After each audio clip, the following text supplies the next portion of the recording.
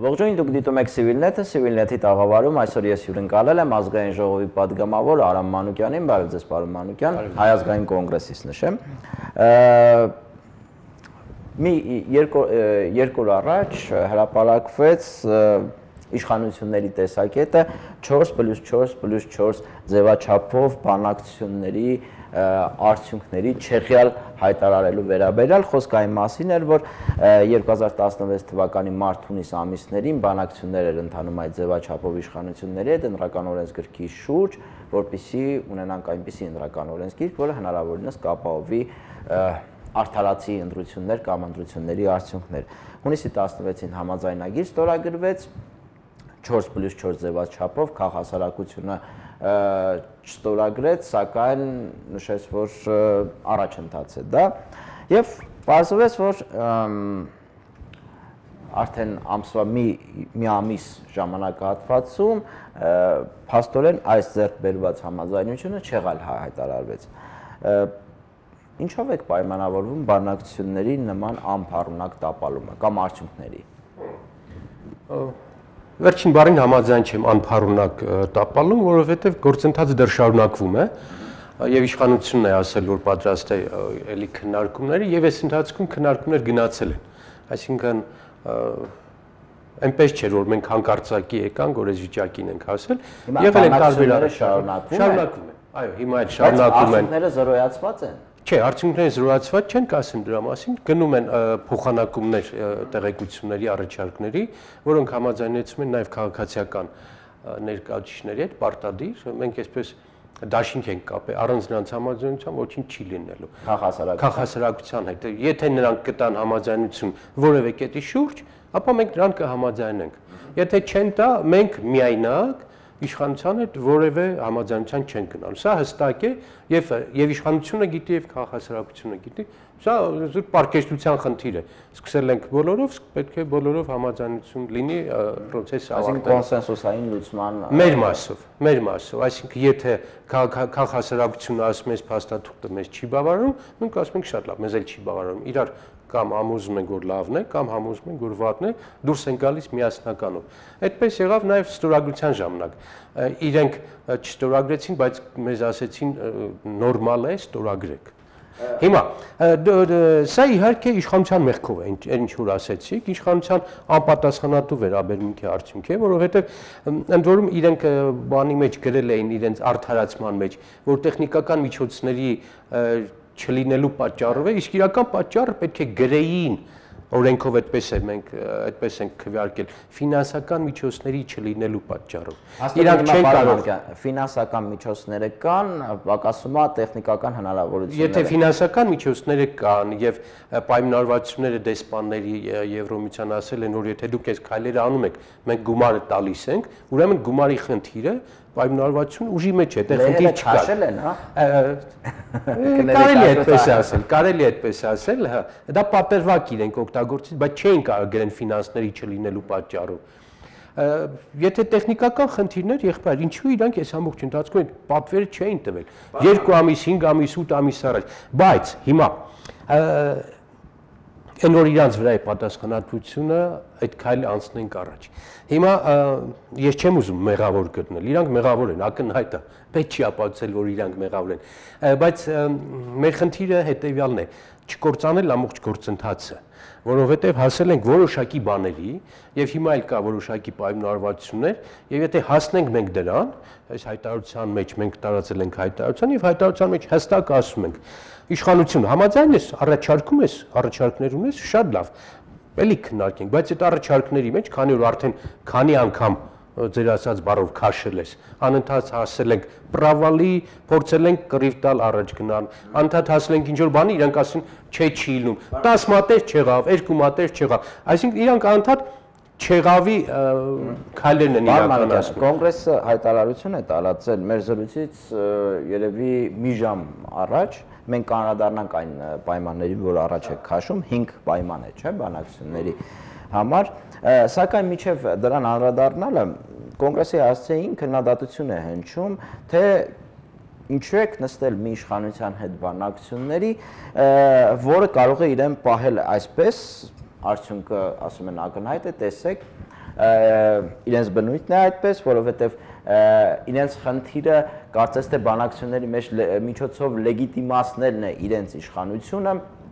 իրենց գործողությունները։ Ես կուզենայի սրան հավելել նաև 2011 թվականի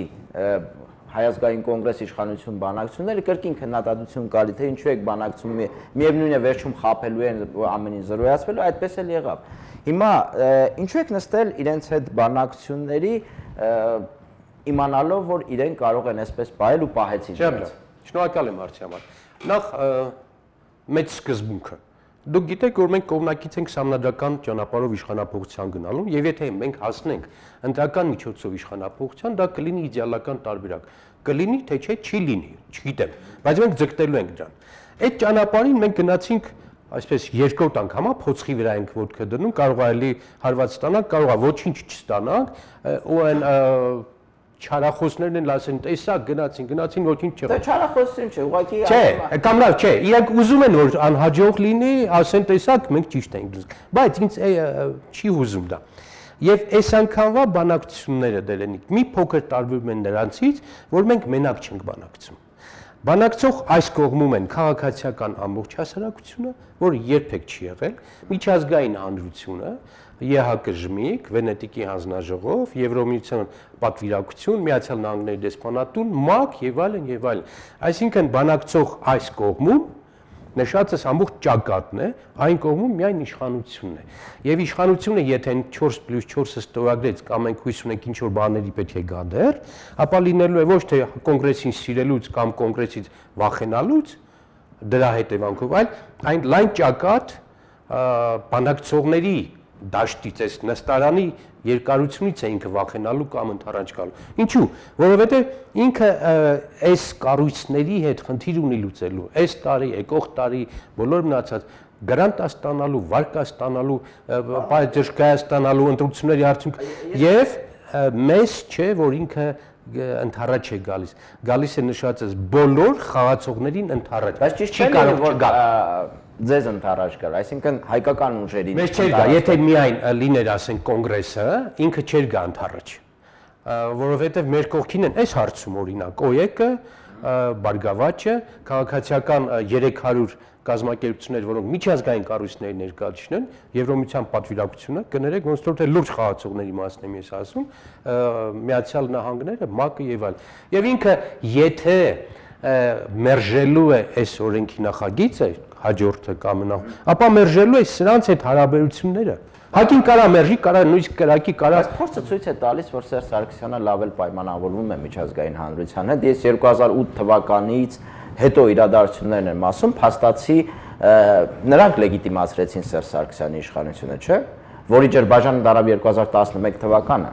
Գիտեք, իրանք կրկին ողջունում էին բանակցությունները։ Շատ լավ, հիմա կրկնում եմ, մի քիչ նոր բան է, այս խաղացողները շատ լուրջ են կպել գործին։ Կպել են այն գլխից, աջակցելով այս տեքստը բերելու բանակցությունները իրար հետ հանդիպասնելու են երբեն միջնորդ ծառայություն էին իրականացրել մեր իշխանությունների քաղաքացիական հասարակության եւ դրան գումարվել է նաեւ փողի խոստումը։ Այս մարդիկ ասել են դուք փող չեք դնում կառավարություն, մենք փողը դնում ենք։ Այսինքն եթե դու ասես փող չունեմ, ու իրենք ասում են ես քեզ փողը ճարում եմ, ես աջակցում եմ քո ամբողջ ծրագրերը իրականացնելու, ու դու այդ ժամանակ մերժում ես, դու լուրջ խնդրեմ ես ունեն իրանց հետ։ Պարոն Մանուկյան, այս պայմանները, որ հրապարակվել է, այսինքն ընտրացուցակների, ստորագրած ընտրացուցակների պաշտոնական հրապարակում, մի խոսքով դրանց բողոքարկումը, տեսանկարահանում ընտրատեղամասերում, այսինքն սրանք լուրջ վերահսկման գործիքներ են ընտրությունների ժամանակ եւ համաձայն են, որ էականորեն կրճատելու են ընտրակեղծիքների ծավալները։ Եվ դա Սերժ Սարգսյանին եւ Հանրապետական կուսակցությանը զրկելու է ոչ թե զրկելու է, այլ դժվարացնելու է, առնվազն դժվարացնելու է, իշխանության գալու այդ գործընթացը։ Նրանց դեմ նստած քաղաքական ուժերի, քաղաքացիական հասարակության եւ նույնիսկ Եվրամիության շահերը ինձ համար հասկանալի է, թե ինչու են նրանք ուզում։ Սակայն իշխանության մոտիվացիան նման փոփոխությունների գնալու ինձ համար պարզ չէ։ Այսինքն ինչու իրենք պետք է կտրեն այն ճյուղը, որի վրա իրենք նստած են։ Հասկացա, շնորհակալ եմ։ Իրենք չեն կարող ընդառաջ չգնալ, որովհետև Հայաստանում ստեղծել է մի աննորմալ պայթունավտանգ վիճակ։ Հայաստանի շուրջ Ղարաբաղի հետ կապված վիճակը այնպես փխրուն է, այնպես խարխափուն, այնպես վտանգավոր զարգացումների հեռանկարով, որ իշխանությունը ինձնից ու ձեզնից լավ զգում է այդ։ Ապրիլյան պատերազմը ինքը չի տեսնում, ինչա տեղի ունեցել։ Հուլիսի դեպքերը, բայց տեսնում է եւ զգում է, որ չի վերջացել այդ ամեն։ Ապրիլի գործընթացը չի վերջացել, հուլիսը չգիտեմ ինչ շարունակություն ա ունենալու, Ղարաբաղի արչեւ դրած մեր խնդիրները չգիտեմ ինչ լուծում ա լինելու եւ դրան գումարվել է միջազգային հանրությունը, որը ասում է եղբայր դու չես հասկանում, որ պետք է գնալ երկրում լիցքաթափման։ Եթե ոչ հասարակությունը կարող է ուղղակի պայթի։ Այսինքն այս ֆոնի վրա, այս ամբողջական պատկերի վրա է, որ մենք մտածում ենք, որ իշխանությունը պետք է մի քիչ զգոնություն ունենա, սթափություն ունենա, գնա թեկուս ուղիղ ասեմ, խաղաղ իշխանափոխության։ Դա էլ հայրենասիրության ձև է, երբ որ դու խաղաղ իշխանափոխության ես գնում, պահպանում ես քո, չգիտեմ, անունը, ունեցվածքը, հեռանալու ակնկալում եք, որ Սերժ Սարգսյանը կարող է խաղաղ իշխանափոխության գնալ։ Որևէ եւ որ իրավիճակում գտնող որևէ հրաժարական տվող, որևէ իշխանություն, որը գնում է, չի ուզում գնալ։ Պայմաններն են ստիպում, կամ ինքը գցում բռնում է, հաշվում է, որ դեպքն է ավելի քիչ կորուստովը, եւ այդ դեպքում գնում են իշխանությունները, որովհետեւ հաշվարկը ընդհանրապես վատն է, իսկ կարող է լինել ավելի վատ պայմաններ, որի դեպքում դու կգնաս։ Այսինքն ամեն ինչ հաշվարկի վրա է, ցանկության վրա չէ։ Իսկ որ դեպքում, ինչ պայմանների դեպքում կգնա Սերժ Սարգսյանը իշխանության, խաղաղ իշխանափոխության։ Ես չեմ ուզում իրանց հայկական ստեղծել են պայմանները, իսկ մենք փորձենք ստեղծել այդ պայմանները, որ իշխանափոխություն լինի խաղաղ պայմաններով։ Այսինքն, եթե լինի լավ օրենք, եթե այս օրենքը լավ աշխատի, սա բավականաչափ խեղճացնելու է կեղծարարներին։ Եթե լինի միջազգային կառույցներ, որոնք ասեն բավական է, մենք այլևս չենք գնահատելու քայլ առաջ ձեր ընտրությունները, ստիպելու ենք արդար ընտրություն կլինես, Եվրոմիությունը քեզ հեռանկար կլինի, չգիտեմ, մնացած հեռանկարները ռեալ կլինեն։ Եվ եթե դու ստեղծում ես այս միջավայրը, փառք ասում ենք քաղաքացիականով եւ քաղաքական ուժերով ստեղծեցինք Հայաստան մի միջավայր, որ սրա անհրաժեշտություն բոլորի համար դարձավ ակնհայտ։ Բոլոր միջազգային կառույցները Հայաստանում աշխատող բոլոր դեսպանները եկան սրա կողքը կանգնեցին։ Եվ իշխանությունը զգաց, որ հանրապետական 104 ձայնով եկավ կողմ քվեարկել, չէ՞։ Այսինքն ինքը ուզում էր քվեարկել, ոչ։ Բայց եթե դու ստեղծում ես պայմաններ, որի դեպքում ինքը հաշվում է, որ ավելի լավ է գնալ այս ճանապարհով, նույնը գնալ խաղաղ իշխանափոխության ճանապարհով, նորմալ է։ Մենք ինչ ենք մոռանում, որ հնարավոր է ստեղծել վիճակ, որ ինքը խելոք ասի, ես գնում եմ արդար ընտրությունների։ Վերջին հաշվով գոնե ձևով ինքն էլ ասում, չէ՞, արդար ընտրությունների։ Գիտեք, ես ինչ եմ, դուք չեք հավատում։ Հորետեսական տրամադրված, ես տեսանք ապրիլյան պատերազմը, այն քրիտիկական բաներ, որից իշխանությունը պետք է դասեր քաղել։ Դրանից անմիջապես հետո կեղծեցին հրազդանի ընտրությունները, լրագրողների եւ քաղաքացիների ծեծուջարդ կազմակերպեցին Սարի թաղում, ել չգիտեմ ինչի են պատրաստ իրենք։ Դրանից է գալիս իմ հորետեսությունը, պարոն Տենիկյան, այնպես չի որ ես լավատես եմ եւ գիտեմ ապրիլի 2-ին իշխանափոխությունները ոչ, բայց ես գոնե հասարակության հույսը կարող եմ ապահովել, որ դրա շանսը կա, դրա հնարավորություն կա, մի արտագաղթի, զենքի մի դիմի, հնարավորություն կա խաղաղ ձևով այս իշխանություններին ստիպել հասկանալ, որ խաղաղ իշխանափոխությունը ճիշտ ճանապարհն է եւ մեր եւ իրենց համար, ել չեմ ասում երկրի զարգացման համար։ Այն ինչ որ ես ասում եմ, աշխարհի երկրների մեծ մասը անցել են այդ ճանապարհով։ Այստեղ լավատես չեմ, բայց չեմ բացառում դրա տարբերակը։ Ամենակարևոր կետը ինձ թվում է ցուցակների հրապարակումն է, այսինքն ռաս քաղաքացիները, որովհետև ես անձամբ հանրաքվեի ժամանակ այդ օրը տեսել եմ, թե ինչպես բազմաթիվ դեպքեր են արձանագրվել, անձամբ իմ աչքով եմ տեսել, որ ուրիշների փոխարեն ստորագրել են, քվեարկել են եւ դա հաշվվել է որպես կողմ հանրաքվեին։ Եվ հասկանում եմ, որ դա այն հիմնական ռեսուրսն է ընտրակեղծարարության, որից իշխանությունը լի օգտվում է։ Փաստորեն սա նոր կետ է, որը փոխարինելու է այդ ID-ների նոր ձևակերպումը։ Այս կետը կար ցուցակների հրապարակում, բայց մասնակիցների համարների հրապարակումը պետք է լիներ եւ դա լինելու էր ոչ պաշտոնական։ Դավիթ միշտ ասում էր ոչ պաշտոնական։ Դատարանում ապացուցողականություն, որ այդ բոլոր աշխատանքները իշխանության եւ քաղաքացիական այդ Լևոն Զուրաբյանն է անցկացրել այդ տեղեկությունների առաջարկների միշտ ինքն է եղել մեր ներկայացուցիչը եւ հին ձևակերպումը բան էր, փշոտ չէր։ Պետք է ընդհանրապես հրապարակվեր համարները, որով դու կարող ես ճշտել, որ դա դերենիկն է այդ համարի տակ, բայց հիմա պահանջը եւ այս պահանջը բայց դատարանում ապացուցողականություն։ Հիմա կասեմ։ Այս այն կետն է, որ բոլոր կուսակցությունները 13 կուսակցություն սա համարում էին թիվ 1-ը։ Ժառանգությունը օրինակ չմասնակցեց, որտեղ այս կետը իր համար թիվ 1-ն էր։ Հիմա վստահ եմ այս դեպքում, եթե սա դառնում է, ինքն էլ կողմ կլինի սա եւ քաղաքացիականների համար թիվ 1 պրիորիտետը այս ամբողջ բանակցությունների ընթացքում ցուցակների հրապարակումն է ստորագրությամբ։ Այսինքն, եթե սա իրականանում է, կայքեջում կենտրոնական դրական հանձնարարողի տպվելու է բոլոր մասնակցած քաղաքացիների անուն ազգանունները եւ ստորագրությունը, որից հետո մեր պայմանները քաղաքացիականների այսպես բանով առաջարկով երկարաձգել բողոքարկման ժամանակը, որպեսզի ցանկացած մարդ կարողանա ստուգի իր բարեկամի, իր ընկերոջ, իր շենքի բնակչի մասնակցությունը, մասնակցելա թե չէ, որպեսզի դա հիմք հանդիսանա բողոքարկելու։ Մենք հիմա բանակցում ենք այս մասով, որ դա հիմք լինի բողոքարկելու դատարանում եւ անվավեր ճանաչելու հնարավորություն ստեղծի։ Սա այն երազածը չի, որ մենք ասում ենք, բայց 20 տարի այս կետը ուզում ենք աշխատի։ Եթե սա լինի, ընդ որում սա լինի նկարահանման ամբողջ տեսաբանը ինտերնետային եւ հաշվելու ընթացքում ինտերնետով on-line նայելու հնարավորությունը ինչ որ բան տեղից կշարվի։ Հանկարծ չմտածեք, թե դա իդեալական է։ Սարգսյանը հրաժարական տա։ Ես չեմ խանգարում որևէ մեկին հրաժարական տա։ Չէ, այս կետերը ընդունելու դեպքում մեր հասարակությանը ներկայացնել դերենիկ, որ կա հնարավորություն բերել լավ օրենք, որի դեպքում արդարության տոկոսը կարող է բարձրանալ։ Չեմ երաշխավորում, չեմ էլ հավատում, որ կարող է բարձրանալ այնքան, որ իդեալական ընտրություն ունի, բայց սա կարող է չլինելու դեպքում ինչ է լինում։ Չլինելու դեպքում աշխատում են այլ մեխանիզմներ։ Չլինելու դեպքում լինելու է այն, ինչ եղել է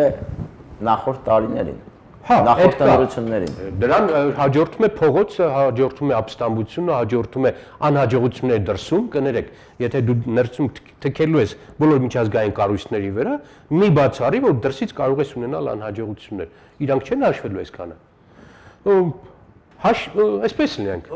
Մտածենք, որ հաշվում են, հա, մտածենք, որ հաշվում են։ Հուսանք, որ ձեր մասնակի լավատեսությունը հիմքեր ունի։ Այ լավ ձևակերպում է, մասնակի լավատեսությունը, բայց չաշխատել եւ չփորձել լավ օրենք բերել,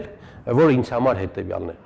Ամենակարևորը քաղաքացու մոտ հույս առաջացնել, որ կարող է ընտրության միջոցով հարց լուծվել։ Սա ինձ համար գերարժեք է, ընդ որում սրա վրա այն ամբողջ բանը դնում խաղադրույքն եւ միջազգային կառույցները։ Ասում են արեք այնպես, որ քաղաքացու վստահությունը ընտրությունների նկատմամբ բարձրանա։ Կանես ուրեմն հաջողել ես, չես անի, ինձ քննադատողներ միշտ կան ու կլինեն։ Շնորհակալություն, հիշեցնեմ, որ այսօր ես զրուցում էի ազգային ժողովի պատգամավոր Հայ ազգային կոնգրես խմբակցությունից Արամ Մանուկյանի հետ, կհանդիպենք։